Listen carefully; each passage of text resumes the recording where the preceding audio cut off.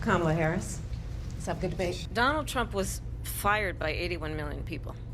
So let's be clear about that. And clearly he is having a very difficult time processing that. World leaders are laughing at Donald Trump. I have talked with military leaders, some of whom worked with you, and they say you're a disgrace. It's important to remind the former president you're not running against Joe Biden, you're running against me.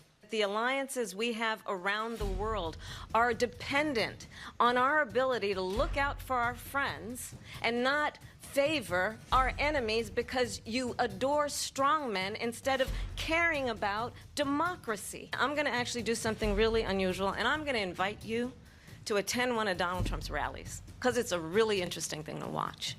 You will see during the course of his rallies, he talks about fictional characters like Hannibal Lecter. He will talk about windmills cause cancer. And what you will also notice is that people start leaving his rallies early out of exhaustion and boredom. And I will tell you, the one thing you will not hear him talk about is you. I absolutely support reinstating the protections of Roe v. Wade. And as you rightly mentioned, nowhere in America is a woman carrying a pregnancy to term and asking for an abortion. That is not happening. It's insulting to the women of America. And understand what has been happening under Donald Trump's abortion bans. Couples who pray and dream of having a family are being denied IVF treatments. What is happening in our country? Working people, working women who are working 1 or 2 jobs, who can barely afford childcare as it is, have to travel to another state to get on a plane sitting next to strangers to go and get the health care she needs. Barely can afford to do it, and what you are putting her through is unconscionable.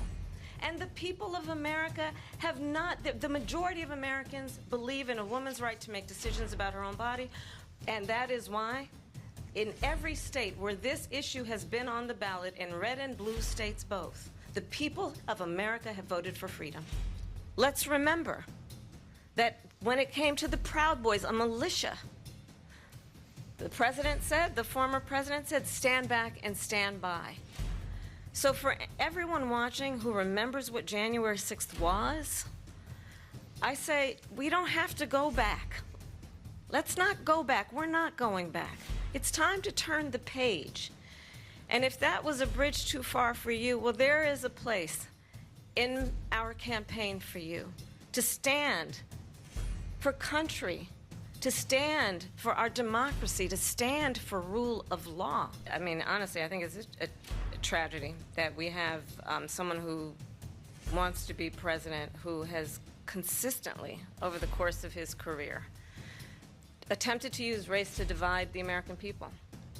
You know, I do believe that the vast majority of us know that we have so much more in common than what separates us, and we don't want this kind of approach that is just constantly trying to divide us, and especially by race. And let's remember how Donald Trump started. He was land, he owned land, he owned buildings, and he was investigated because he refused to rent property to black families. Let's remember, this is the same individual who took out a full-page ad in the New York Times calling for the execution of 5 young black and Latino boys who were innocent, the Central Park 5.